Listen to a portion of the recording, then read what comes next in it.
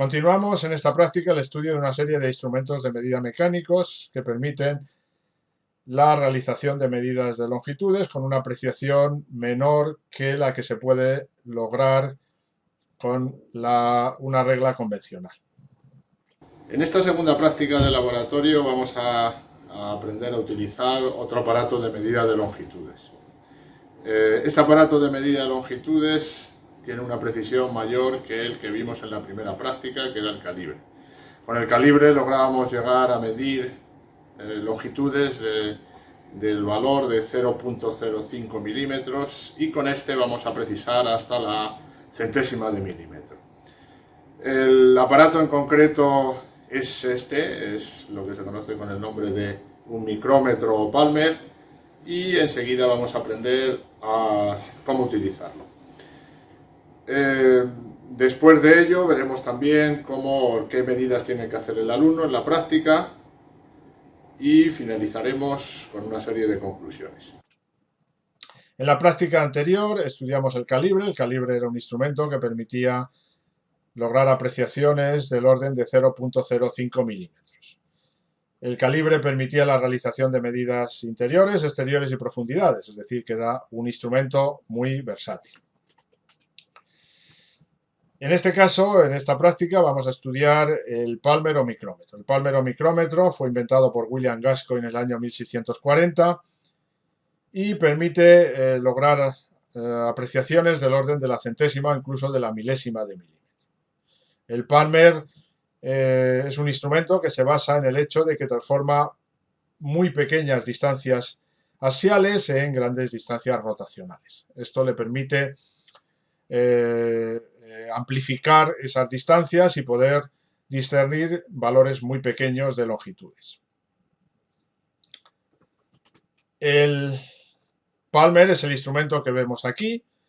Es un instrumento que al margen de que tiene una apreciación mayor, tiene también una serie de limitaciones, y es decir, que las piezas que podemos medir tienen un valor menor y además tampoco es tan versátil como el calibre a la hora de su situación, es decir, a la hora de qué longitudes puede medir. El Palmer se compone de los siguientes elementos. Tiene por un lado el cuerpo, que es esta parte de abajo en la cual sujetamos el instrumento y que se halla aislado térmicamente del resto para evitar alteraciones de la medida. Tiene dos barritas metálicas que permiten sujetar la pieza, un tope fijo, es decir, una barrita que no se mueve, y una móvil que se desplaza de izquierda a derecha. Esta barrita recibe el nombre de espiga y se mueve gracias a este tambor giratorio. El tambor móvil o tambor giratorio se mueve solidario al tope móvil, es decir, se desplaza como un tornillo de arriba a abajo cuando se realiza el giro. Al mismo tiempo que desplazamos el tambor móvil, dejamos al descubierto la escala o una escala que se encuentra sobre un tambor fijo. Esta escala nos permitirá realizar la medida, como veremos enseguida. El Palmer también tiene este otro elemento, que es el trinquete. El trinquete es solidario con el tambor móvil, es decir, que su giro permite también mover este tambor y mover el tope. La diferencia es que el giro del trinquete se halla limitado o limita la presión que ejerce el tope móvil sobre la pieza. Es decir, cuando el trinquete desliza, es decir, realiza un determinado sonido, el tope móvil ya no se desplaza y evita que la pieza se deforme. Por último, el Palmer tiene este elemento que tenemos aquí, que es un freno, que permite fijar el tope móvil y evitar que éste se desplace. Explicamos las partes de las cuales se compone este instrumento.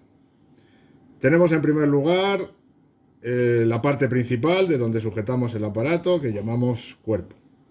Tenemos también dos topes, uno fijo, que permitirá sujetar la pieza por un extremo, y otro móvil, que permitirá sujetar la pieza por el otro extremo.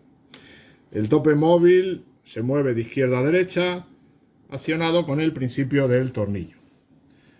Para mover esa pieza, el tope móvil, desplazamos un tambor de los que tenemos a la derecha, en concreto un tambor giratorio. El tambor giratorio tiene una escala, que es la escala que permitirá afinar la medida. El tambor giratorio se mueve sobre otro tambor, que es un tambor fijo y que tiene otra escala, que es la escala principal o la regla principal. A la derecha del todo tenemos otro accesorio, que es lo que se conoce con el nombre de trinquete, y que permite mover también el tope móvil. Para sujetar la pieza utilizaremos el trinquete. El trinquete permitirá realizar una presión constante sobre la pieza para que ésta no se deforme. Finalmente tenemos otra parte del instrumento, que es el freno. El freno permitirá sujetar el tope móvil para que la medida no se altere. En esta transparencia vemos cómo situar la pieza. La pieza aparece situada entre los dos elementos metálicos, entre las dos barritas metálicas, la espiga y el tope móvil, y como vemos, evidentemente, el límite o el rango de medidas que podemos realizar pues es más restringido que en el caso del calibre. También la forma de la medida o la forma en la cual podemos medir cotas de la pieza pues es también no es tan versátil. Los dos topes, el tope fijo y el tope móvil, se mueven gracias al desplazamiento del trinquete. El trinquete lo tenemos que girar hasta que realice un determinado sonido. En ese momento, el tope móvil hará una determinada presión que evite la deformación de la pieza. Una vez que hemos hecho esto, procedemos o debemos proceder a la lectura en las dos escalas que tenemos sobre el tambor fijo y el tambor giratorio. Colocamos la pieza que vamos a medir en el micrómetro. Situamos esta entre los dos topes y movemos la escala giratoria con el trinquete. Una vez que este suena, como podemos oír en la grabación, tenemos ya la medida que vamos a realizar. En los siguientes vídeos explicaremos cómo realizar esta, sin olvidar, como hemos hecho en esta, aplicar el freno para que esta no se altere. Como podemos observar, hemos realizado una medida de una longitud exterior. En el caso del calibre, veíamos que podíamos realizar medidas de interiores y de profundidades. Con el Palmer hemos ganado precisión, pero no podemos realizar dichas medidas.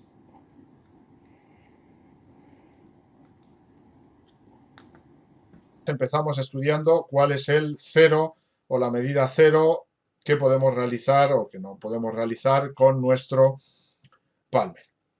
Esa medida correspondería a la situación en la cual los dos topes se encuentran juntos. En esa situación, como podemos observar, la marca 0 de la escala giratoria es la marca que coincide con la línea o una línea longitudinal que tiene nuestra escala fija. Esa situación, insisto, sería la de 0, nuestra medida 0. Vamos a ver qué pasa cuando empezamos a girar la escala giratoria. Empezamos a girar la escala giratoria y debemos fijarnos cuando el tambor da una vuelta completa. Cuando el tambor da una vuelta completa, volvemos a tener el 0 alineado con la línea longitudinal de la escala fija. También debemos fijarnos en el número de divisiones que tenemos en la escala giratoria. Evidentemente, el número de divisiones por las que hemos pasado es, como vemos aquí en la figura, esta es la marca 45, el número de divisiones que tenemos es de 50. Pero, ¿cuánto nos hemos desplazado en la dirección de izquierda a derecha? Pues cada vuelta que demos al tambor giratorio, observamos que pasamos de una línea o una marca superior a una marca inferior, o viceversa, de una marca inferior a una marca superior. Aquí en esta figura vemos más claramente las marcas. Las marcas superiores corresponden a milímetros, es decir, que este sería el 0 y este sería el 1 milímetro. Las marcas inferiores corresponden a medios milímetros. Este sería el 0,5 milímetros, este sería el 1 milímetro y este sería el 1,5 milímetros. Es decir, que en este caso, o esta figura en realidad correspondería a un giro de 3 vueltas, es decir, que cada vuelta que demos avanzamos, como ya hemos dicho, desde una marca superior a una inferior o a la inversa. Vamos a analizar cuál es la precisión del aparato en base a este movimiento.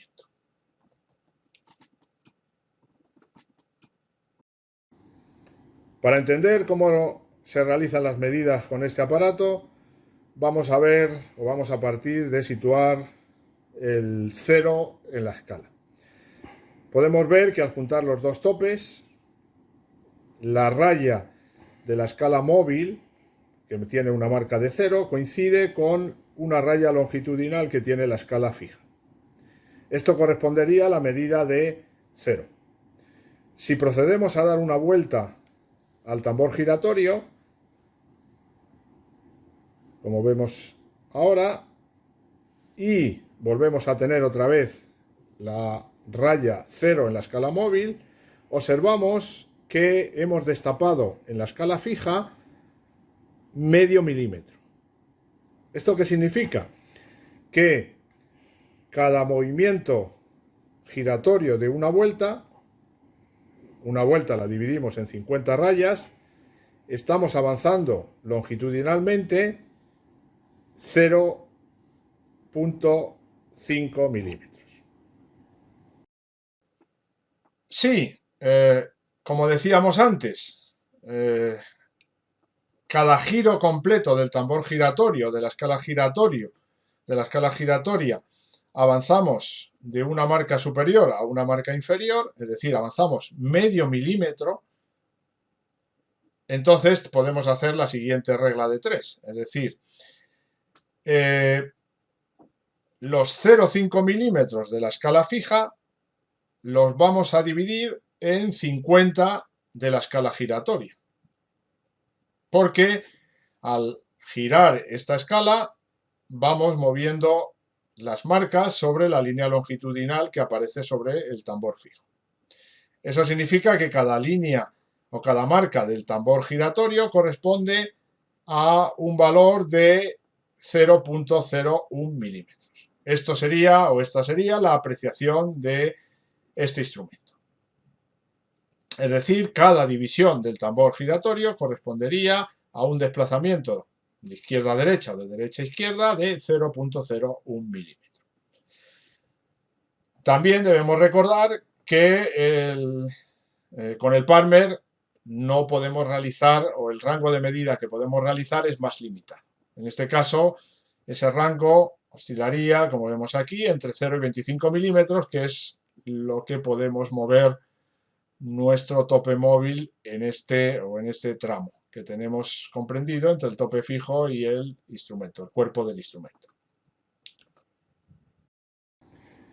Hemos comprobado que cada vuelta completa de la escala del tambor móvil equivale al movimiento en la regla fija de 0,5 milímetros. Es decir, hemos dividido los 0,5 milímetros en 50 partes giratorias. Eso significa que cada marca giratoria equivale a una longitud de 0,01 milímetros.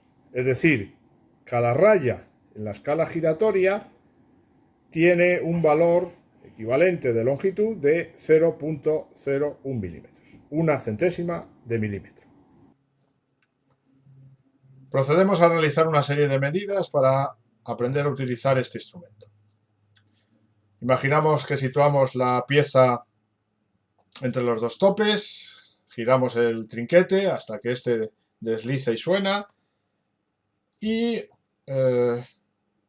imaginamos que las escalas han quedado tal y como aparece en la figura. Vemos en primer lugar lo que le pasa a la escala fija. Debemos fijarnos en cuáles son las marcas de la escala fija que deja ver la escala giratoria.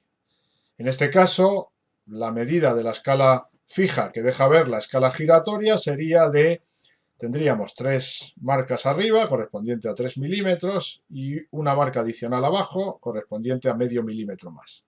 Es decir, sería de 3,50 milímetros. Debemos fijarnos ahora en qué marca de la escala giratoria coincide con la línea longitudinal de la escala fija. En este caso sería la marca 0, con lo cual deberíamos añadir la cantidad de 0 al valor anterior.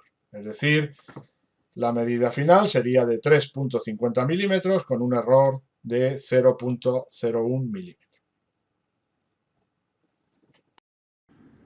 Una vez colocada la pieza y sujetada mediante el trinquete, realizamos la medida.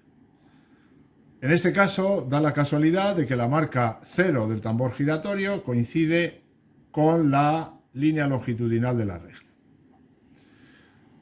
Primero tenemos que ver a qué corresponde cada una de las marcas de la escala fija.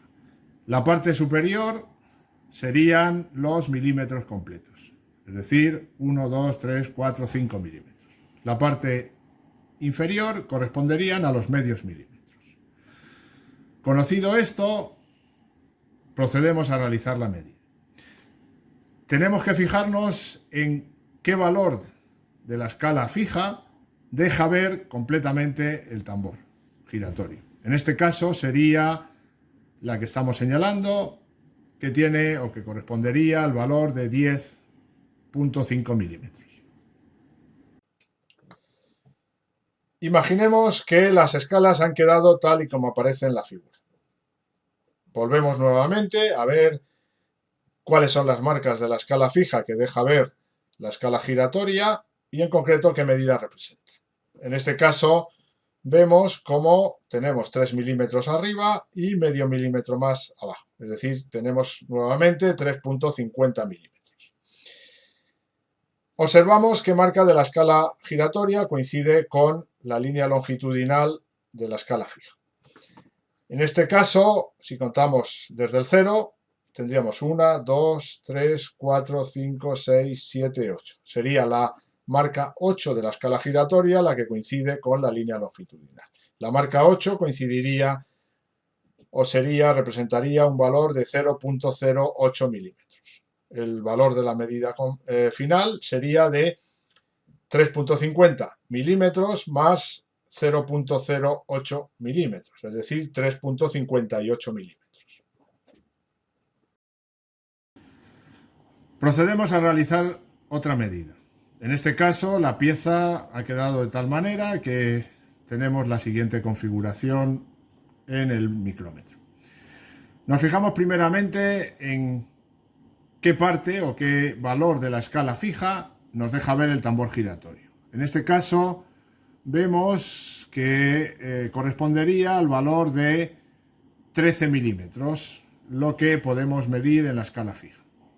Esos 13 milímetros debemos sumarle algo más, pues no ha coincidido el 0 de la escala del tambor o la escala móvil con la línea longitudinal de la regla, sino que ha coincidido la línea 28, como podemos ver en la imagen. Si coincide la línea 28, debemos sumar 28 centésimas de milímetro, es decir, la medida sería de 13,28 milímetros. Finalmente, supongamos que las escalas han quedado como se ve en la figura. Nos fijamos nuevamente en las marcas de la escala fija que deja ver la escala móvil y qué valor o qué medida representa. Vemos en la escala superior que tendríamos ya un valor de 5 milímetros y en la escala inferior tendríamos medio milímetro más. Es decir, nuestra medida sería de 5,50 milímetros. ¿Qué marca de la escala giratoria coincide con la línea longitudinal de la escala fija? Pues en este caso podemos observar que es la línea o la marca 43. Es decir, que deberíamos añadir al valor de la escala fija un valor de 0,43 milímetros. El resultado de nuestra medida sería los 5,50 que marca la escala fija más los 0,43 que marca la escala giratoria. Es decir, la medida sería de 5,93 milímetros. De esta manera podríamos determinar cualquier medida con la apreciación, como decíamos, de 0,01 milímetro. Aquí tenemos otra medida que hemos realizado en otra cota de la pieza. En este caso vemos que el tambor giratorio nos deja ver en la escala fija una cantidad de 15,50 milímetros. Con lo cual, este es el primer valor que tenemos que tener en cuenta. A este valor le tenemos que sumar otra cantidad porque no ha coincidido el cero de la escala del tambor giratorio con la línea longitudinal, sino que ha coincidido, como podemos observar en el vídeo, la línea 19, que corresponde a 0,19 milímetros. Si sumamos los 15,50 milímetros a los 0,19 milímetros, obtenemos el valor de 15,69 milímetros. Ese sería el valor de nuestra medida. Tenemos, además, y no olvidemos nunca, un error, tenemos que añadirla a la medida, un error de 0,01 milímetro. Vamos a contar ahora qué tiene que medir el alumno en la práctica. Tenemos una pieza que mostramos ahora y vamos a calcular su volumen, el volumen y el error. Para ello tenemos que medir las distintas cotas con el palme. El alumno procederá en el laboratorio midiendo las cotas que crea oportunas y a partir de esas cotas deberá calcular el volumen de la pieza y además, por el método de medidas indirectas, deberá calcular el error.